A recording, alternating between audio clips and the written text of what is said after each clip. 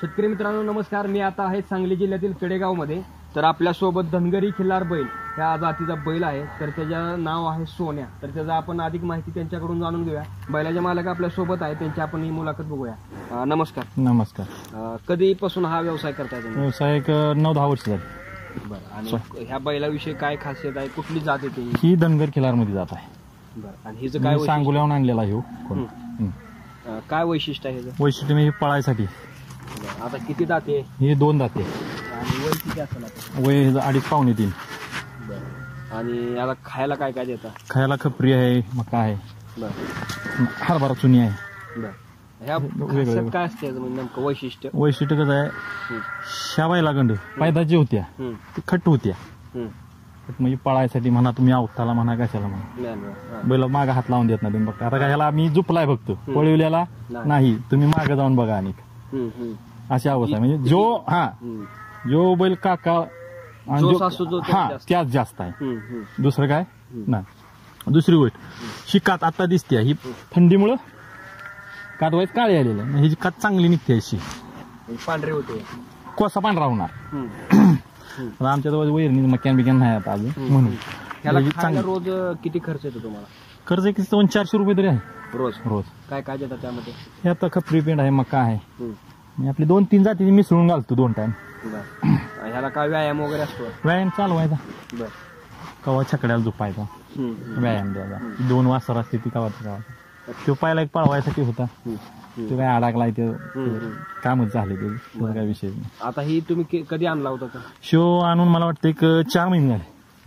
आदत होता तेव्हा. का रे सर घेतला होता तुम्ही? तो 75,000 रुपये घेतला आदत मध्ये. आता किती काय किंमत होईल ह्याची? आता होईल की 1,00,000-1.25 लाख रुपये.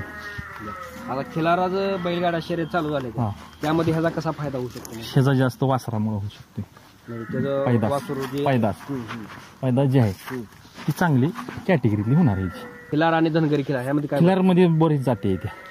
साधा खिलार, धनगर खिलार, कॅटेगरी खिलार, म्हणजे बरेच आहेत त्या.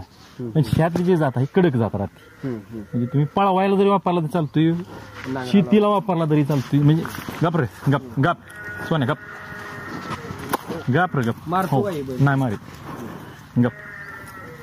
तर ह्याच्यासाठी ही वापरायला. हा नाद तुम्हाला कसं काय लागला? शिवला आमच्या वडिलांच्या बसणं आहे. वडिलांनी काय वळवण्यासाठी पाळलेली नव्हती, आपली शेतीची बैल असायची.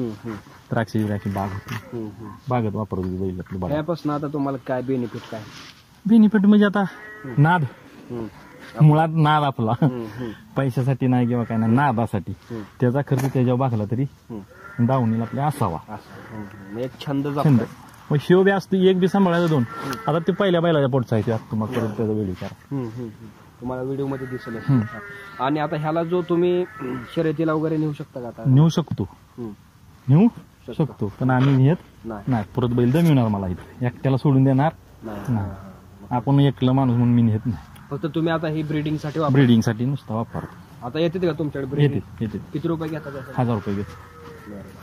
तुम्ही शेतकऱ्यांना हो गप रे गप गप. हा खिलारचा नाद आहे, त्याच्याविषयी तुम्ही काय सांगाल? खिलारचा नाद ही चांगलाच आहे, वाईट नाही. पण काही काळानं मध्ये बंद पडलं होतं, त्याला काही इलाज नव्हता. पुढे चालत राहील का? राहिलाच पाहिजे तर ही राहणार आहे. तर ही राहत नाही, ही चालू आहे म्हणून आम्ही सांभाळलो. जर ह्याचा यूज काय नसता होत तर तुमच्यासारखी गाय घेऊन येणार नाही, ती आम्ही सांभाळणार नाही. शेतीला वापरत नाही ती बैल. गप रे गप गप सोन्या गप.